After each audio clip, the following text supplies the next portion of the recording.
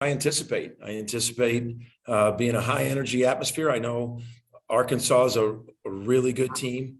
The way they play, they play so hard. They get the tempo going. They press you. They run and jump you. They drive you. And I think both fan bases are very passionate. Arkansas, Oklahoma only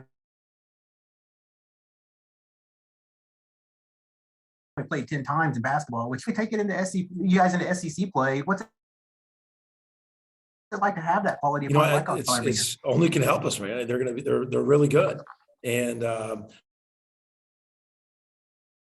play these kind of teams on this kind of venue, it's what you want. And we've already played the team, and I know we got Auburn coming up, but that our whole thought is Arkansas right now, and just got a ton of respect for them, and knowing they're a very, very good team. One last question, a quick one. Wanted to ask you, how many takes did it take to make the half-court shot for the Twitter video you made? Can't remember. No, it wasn't more than 10. I think it was somewhere between 5 and 7. Sounds good. All right, Porter. Thanks a bunch. Good luck this weekend. I really wanted to lie. I really did. Found out.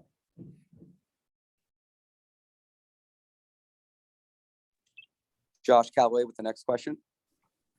Yeah, Porter, after the Utah State game, you talked a lot about, making sure that loss didn't go in vain and learning from it. And it seemed like the guys generally, responded from it, got some big wins after that. Are you getting a similar vibe, this week? The guys are responding well to that Butler loss and kind of turning the page? Unfortunately, I had to take a day off yesterday.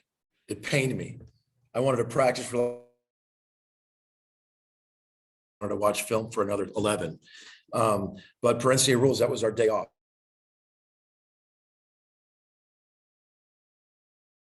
So we actually watched film this morning. An enormous amount of teaching moments from that game, from shot selection to zone offense, of not only the offense but zone principles. Knowing how to pass fake, knowing how to gap dribble, how to pinch in a zone.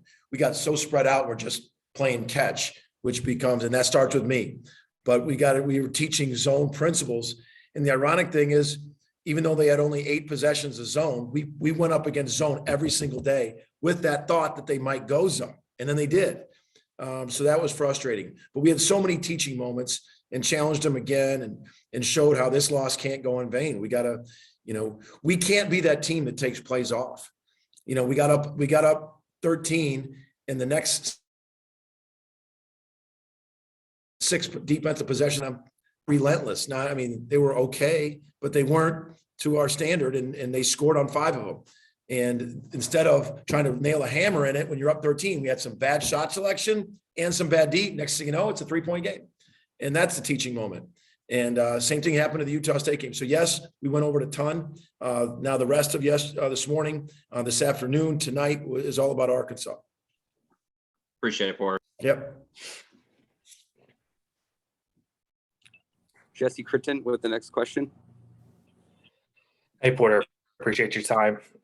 Obviously, you guys had a pretty tough test last week in Florida, another tough test this week. And just how has your team kind of responded to, these non-conference challenges so far? And you spoke a little bit about what do you see from Arkansas and how they may challenge you guys?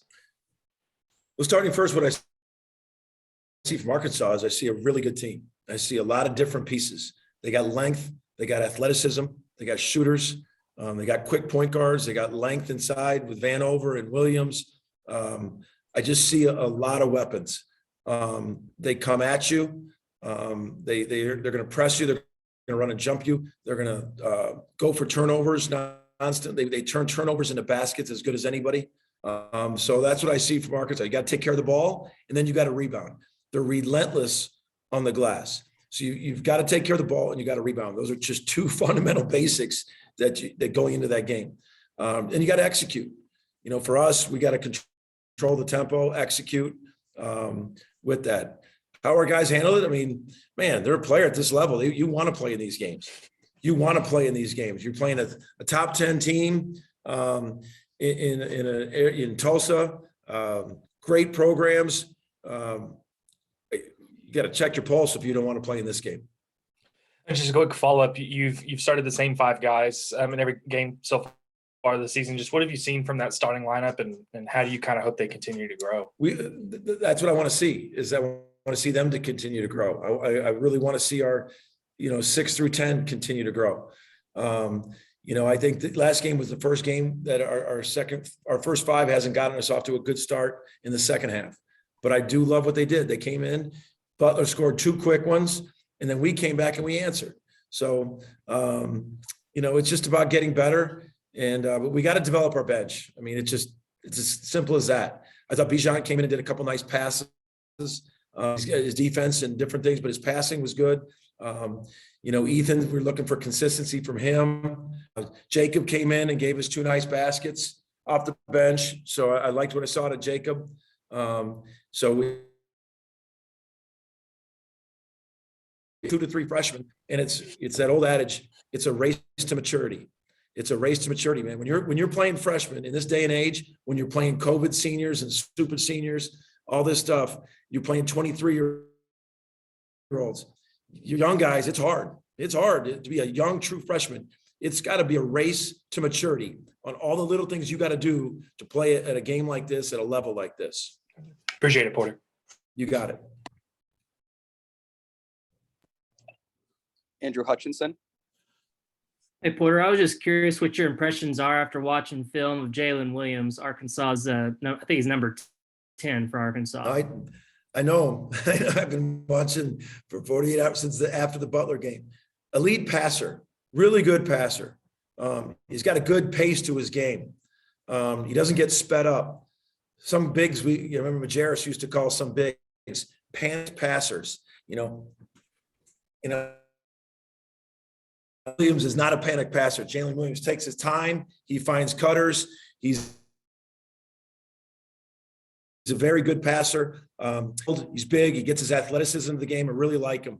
I watched him a little bit last year. I could just only imagine how much he's grown, but I really think he's a terrific passer and good. So, And I wanted to get a thought from you on Tanner Groves and how important he's been to y'all, and what does he really bring to the table for y'all?